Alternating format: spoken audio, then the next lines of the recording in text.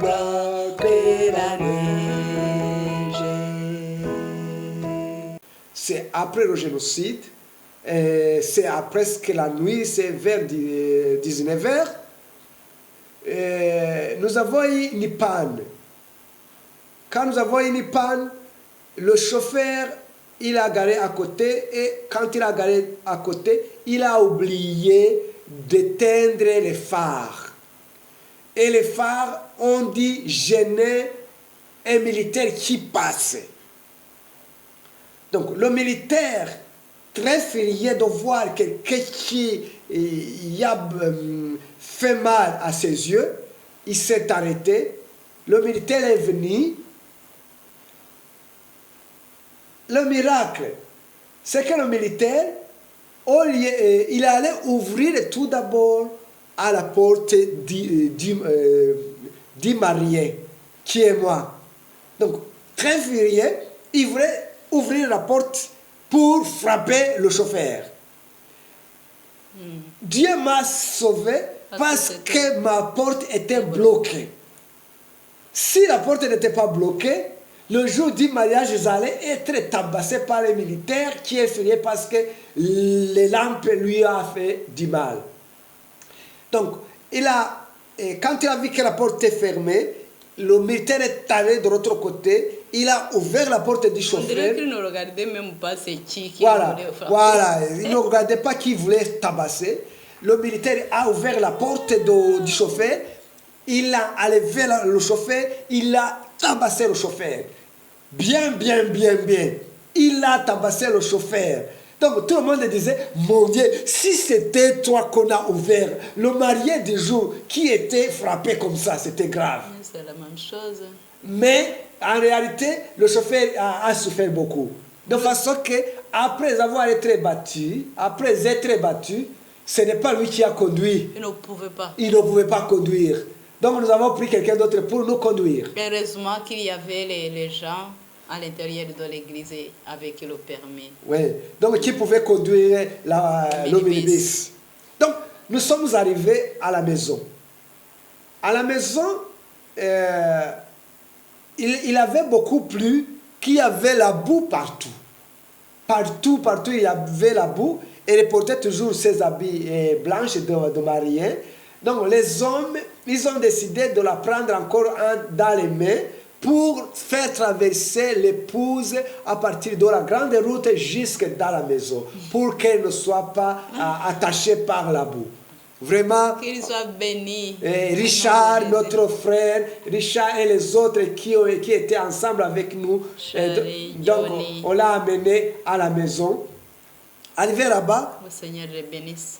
Arrivé là-bas, ça a été un troisième combat. Voilà. Troisième combat. Donc le diable qui voulait me frapper, Dieu m'a protégé pendant la journée, le voyage. Arrivé à la maison, il y avait troisième combat.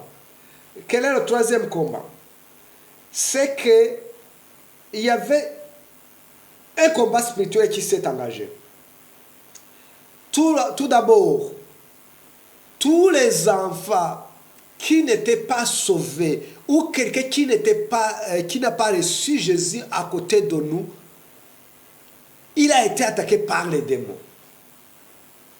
Physiquement.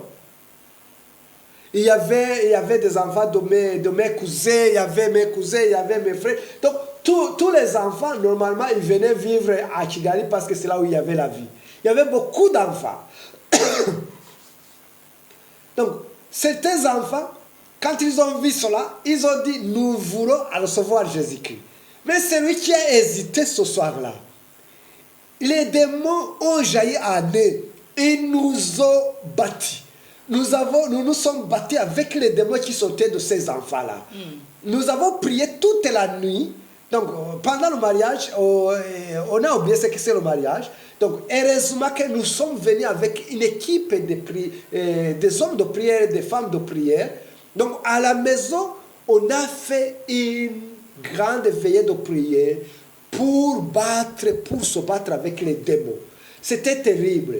Donc, il y avait beaucoup de démons dans ces enfants-là qui n'avaient pas reçu Jésus. que nous avons bâti, nous nous sommes battus avec les démons face à face. C'était vraiment terrible.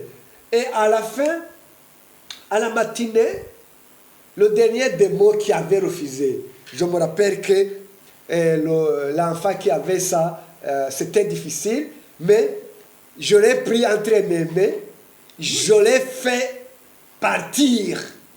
Oh mon Dieu, je me rappelle de ça. Je me rappelle bien.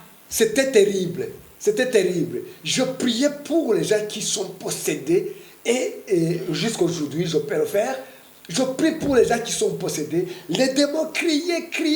Ils ont demandé beaucoup de choses. Comme ces démons-là que Jésus a chassés, qui ont demandé d'aller dans les procès. Donc c'est ce qui s'est passé. Donc nous avons prié pour ces enfants. Vous savez ce qui s'est passé après? Notre foyer est devenu comme un foyer déjà seulement sauvé.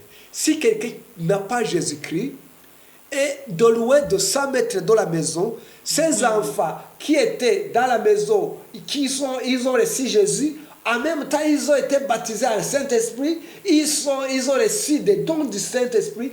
Les enfants criaient de très loin aux gens disant, toi païen, parce qu'ils étaient des enfants, hein.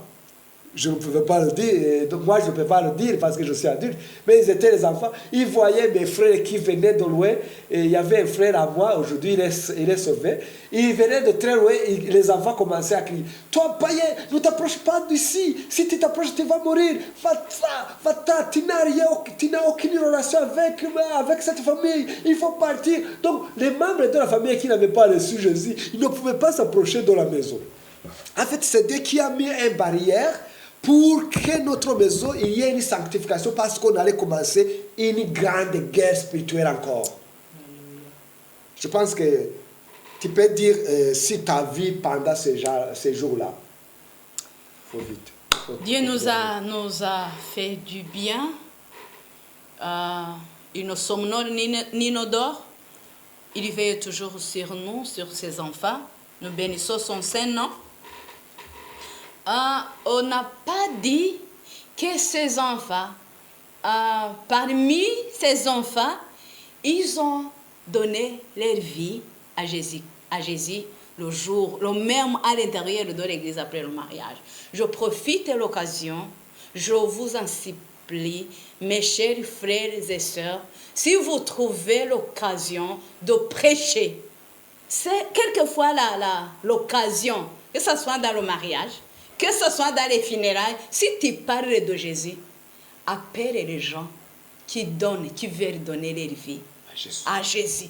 Ce jour-là, ces enfants, quelques-uns parmi eux, ils avaient donné leur vie. Le jour-là, le même jour à l'intérieur de l'église au moment du mariage. Voilà, je vous ai dit que le diable, il est là, il rôde toujours à l'intérieur de la maison. Je vous ai parlé de comment je tombais malade. C'est une partie, je souffre. Les souffrances étaient là. Même on partait là-bas dans la réception, j'étais faible. Un peu de souffrance était comme ça, mais ce n'était pas beaucoup. À l'intérieur de la maison, la première situation, c'est revenu. Voilà, partie malade. La partie là-bas, chaude. Quand on imposait les mains, ça change vers en bas. Quand on imposait les mains en bas, ça change en haut. C'était comme ça. Le premier combat revient. Mais Dieu sait faire ces choses. Il y avait aussi, les militaires spirituels à l'intérieur de la maison. Il y a ces enfants, voilà. À cause de ces dons que Dieu a mis en eux comme ça, il bloque la barrière. Ce n'est pas n'importe qui. Il fait la barrière. Ce n'est pas n'importe qui à ce moment-là qui devrait rentrer dans notre maison. Mais voilà, le samedi, la nuit, oui, je suis malade. Voilà. Le dimanche, je suis malade. Je me rappelle bien des chrétiens qui venaient après l'église à la maison. Oh voilà. Je vous ai dit que quelques minutes, je me sens un peu mieux. D'autres minutes qui suivent, je suis totalement malade que je ne peux même pas ouvrir ma bouche. Et voilà, on les accompagne à quelques mètres seulement de la porte de notre salon. De retour, je suis tombée par terre au salon même de notre maison. Voilà, ça a continué comme ça. Le lundi, le mardi, je profite de l'occasion pour vous dire le verset qui est en Luc 22, verset 28, là où Jésus a parlé à ses disciples. Il a dit, vous êtes ceux qui avez persévéré avec moi dans mes épreuves. C'est pourquoi je dispose du royaume en votre faveur, comme mon Père en a disposé en ma faveur. Moi, je ne peux rien trouver pour donner à ses frères et sœurs qui étaient à l'intérieur de la maison pour prier. Ils sont restés là-bas. Ils sont là à l'intérieur de la maison. Il y a un autre groupe qui est resté à Nyanza, c'est ce groupe des universitaires, pour faire le concert demain, le dimanche. Jusqu'aujourd'hui, il y a 3 ans qu'on était là-bas, à Nyanza, à Lukari. Ils ne peuvent pas oublier ce concert. Nous bénissons le Seigneur. Voilà. Donc, samedi, elle est malade. On a une équipe qui prie pour elle, sur elle, tout 24 heures sur 24 heures. Lundi, c'est la même chose. Cette équipe reste. Mardi, quand nous sommes en train de prier, elle est tellement malade, mais une prophétie vient.